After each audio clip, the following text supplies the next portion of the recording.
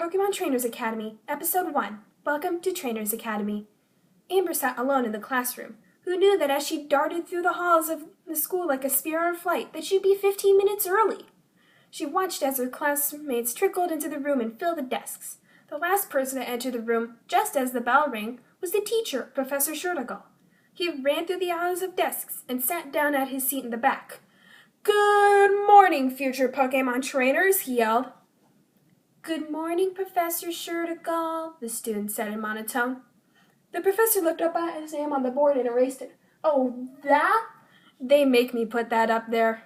Professor Shurtagal is my wife. You can call me Skull." "Good morning, Skull."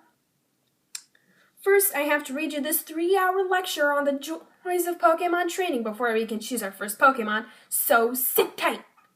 The students groaned. Most of them fell asleep, but not Amber. She hung on to every word the professor said. Why, yes, this was certainly the life for her.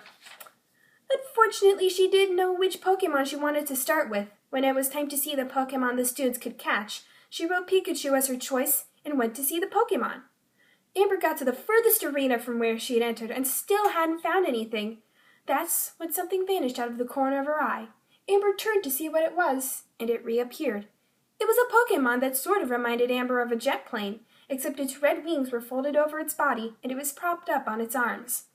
Amber looked it up on her Pokedex. Latias, the Eon Pokemon. Latias is covered in a down that refracts light in such a way that it appears invisible. "Invisible, huh?" Amber said as she approached the Pokemon and crouched before it. "Sometimes I wish I could do that. You look like you should be able to fly. Why can't you?" She saw that Latias's wing was bent upward.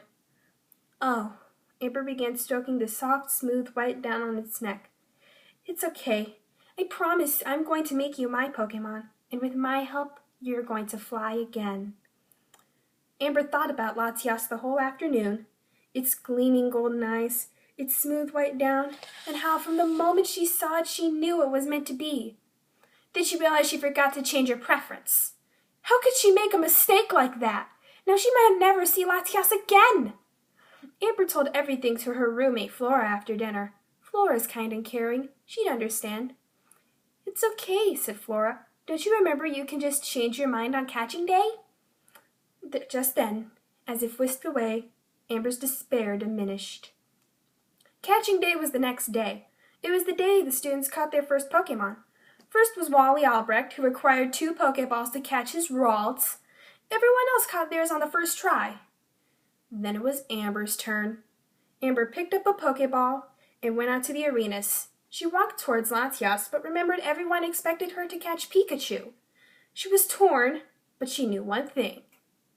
This would not be the right Pokeball.